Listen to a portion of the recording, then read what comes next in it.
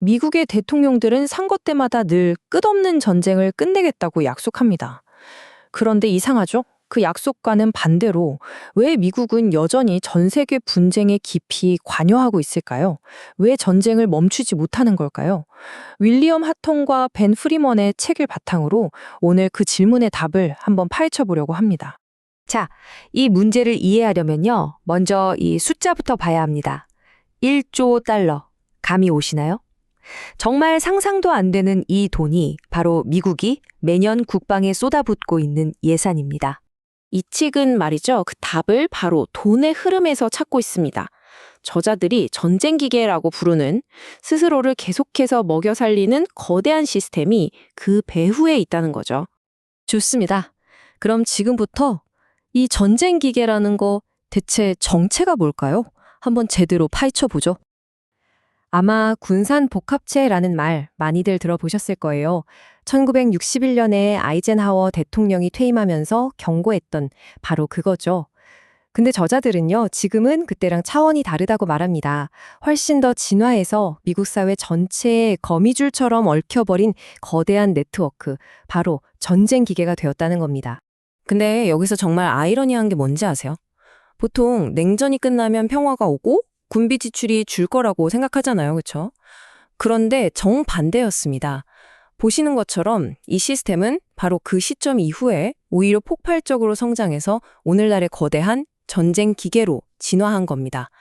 한때는 그저 경고에 불과했던 것이 이제는 거대한 현실이 되어버린 거죠.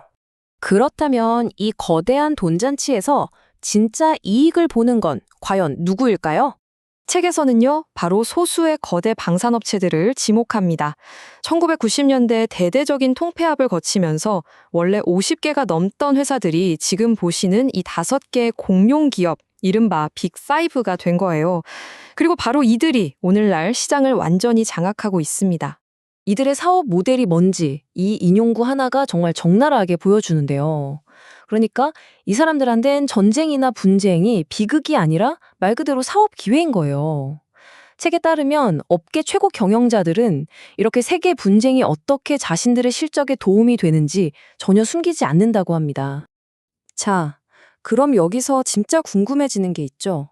아니, 어떻게 이 거대한 기계가 매년 이렇게 어마어마한 돈을 타내고 그 힘을 유지할 수 있는 걸까요? 여기엔 다 그들만의 각본이 있었습니다. 저자들이 분석한 전략은 크게 4가지입니다. 첫째, 어마어마한 돈으로 의회를 압박하는 로비. 둘째, 전직 관료들을 쏙쏙 빼가는 회전문 인사. 셋째, 전문가 집단인 싱크탱크를 자기 편으로 만들고 마지막으로 여론까지 자기들한테 유리하게 만드는 거죠. 정말 치밀하지 않나요? 이 전략들이 그냥 이론이 아니라 실제로 어떻게 돌아가는지 책에 나온 아주 기가 막힌 사례 하나를 보여드릴게요. 바로 좀비 함선이라는 별명까지 붙었던 미 해군의 연안 전투함 LCS 이야기입니다. 이 배는요, 진짜 한마디로 말해서 총체적 난국, 완전 실패작이었습니다. 온갖 결함 때문에 임무 수행도 제대로 못하고 결국 일찌감치 퇴역했죠. 근데 이렇게 실패한 사업에 들어간 우리 세금이 얼마인지 아세요? 무려 1,000억 달러, 우리 돈으로 130조 원이 넘습니다. 근데 더 황당한 건 이 프로그램이 10년 넘게 계속됐다는 거예요. 아니, 어떻게 이게 가능했을까요? 답은 아주 간단했습니다. 바로 로비였죠. 로키드 마틴 같은 제작사 로비스트들이 의원들을 찾아가서 이 배 성능 완전 꽝인데요? 이런 얘기는 쏙 빼고 이거 계속 만들어야 의원님 지역구 일자리가 유지됩니다. 이 얘기만 한 거예요. 성능이 아니라 표심을 건드린 거죠. 로비랑 같이 돌아가는 또 하나의 아주 강력한 무기가 바로 회전문입니다. 어제까지 국방 예산을 주무르던 고위 관리가 퇴임하자마자 바로 그 무기 만들던 회사 임원으로 가는 거예요. 책에서는 이걸 합법의 탈을 쓴 부패 시스템이라고 아주 강하게 비판합니다. 대표적인 예가 바로 이 덤퍼드 합참의장입니다.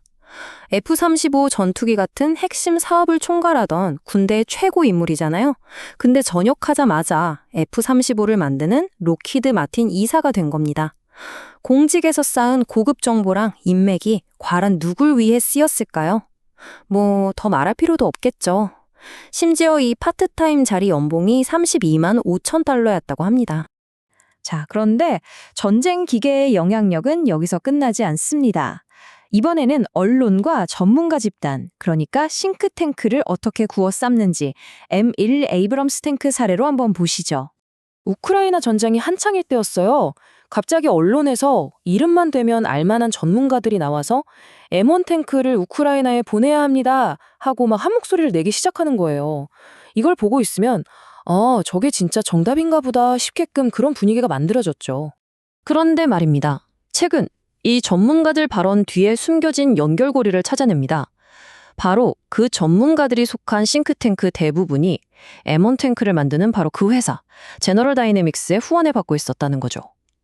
진짜 충격적인 건 이렇게 방산업체 돈을 받는 싱크탱크가 언론에 인용될 확률이 무려 7배나 더 높다는 사실입니다. 심지어 돈 받은 사실은 거의 공개되지도 않고요. 자, 그렇게 온갖 칭찬을 받으면서 우크라이나로 간 탱크. 과연 전장에서 어떤 활약을 펼쳤을까요? 결과는 처참했습니다. 러시아의 값싼 드론 공격에 그냥 속수무책으로 당하거나 결국엔 최전선에서 물러나야만 했습니다. 전문가들이 말했던 거랑은 전혀 다른 현실이었던 거죠. 지금까지 돈과 권력이 어떻게 움직이는지 봤습니다. 그렇다면 이 모든 것의 진짜 대가는 뭘까요? 그냥 돈이 많이 든다는 차원의 문제가 아닙니다. 그 돈 때문에 우리가 포기해야만 하는 것들. 바로 우리 사회가 치르는 비용에 대한 이야기입니다. 이 그래프 하나가 모든 걸 설명해 줍니다. 미국 정부가 마음대로 쓸 수 있는 돈의 절반 이상, 무려 55%가 국방비로 들어갑니다. 교육, 의료, 환경, 외교. 우리 삶에 정말 중요한 예산들을 다 합친 것보다도 훨씬 더 많은 돈이죠. 이게 바로 보이지 않는 비용, 기회비용인 겁니다. 이런 불균형이 뭘 의미하는지 한 공군 참전용사의 말이 정말 가슴을 울리는데요. 무기랑 감옥질도는 항상 넘쳐나는데 정작 시민들에게 필요한 의료나 교육을 위한 돈은 보잉이나 로키드 마틴 같은 회사로 다 들어간다. 나라를 위해 헌신했던 사람이 느끼는 이 배신감이야말로 이 전쟁 기계가 만들어내는 가장 비극적인 대가 아닐까요? 자, 그럼 이 모든 게 혹시 소수의 나쁜 사람들이 꾸민 거대한 음모일까요? 책은 단호하게 아니다라고 말합니다. 오히려 그보다 훨씬 더 소름 돋는 현실을 이야기하죠. 이건 어떤 비밀스러운 음모가 아니라는 겁니다. 모든 게 완벽하게 합법적인 틀 안에서 돌아가는 거대한 이해관계의 시스템이라는 거죠. 방산업체는 돈을 벌어서 좋고, 정치인은 일자리를 지켜서 표를 얻고, 군대는 예산을 따내서 좋고, 이렇게 서로의 이해관계가 너무나도 단단하게 얽혀버려서 이제는 전쟁이 멈추지 않는 게 모두에게 이득이 되는 그런 기이한 구조가 만들어졌다는 겁니다. 이게 바로 우리 눈앞에서 아주 투명하게 작동하고 있는 시스템의 본질인 거죠. 그래서 이 책의 분석은 마지막으로 우리에게 정말 근본적인 질문 하나를 남깁니다. 만약 한 나라의 안보 정책이 국가의 안전이나 전력적인 고민이 아니라 특정 집단의 이익과 정치적인 계산에 따라 움직인다면 과연 그 나라는, 그리고 이 세상은 정말로 안전하다고 말할 수 있을까요?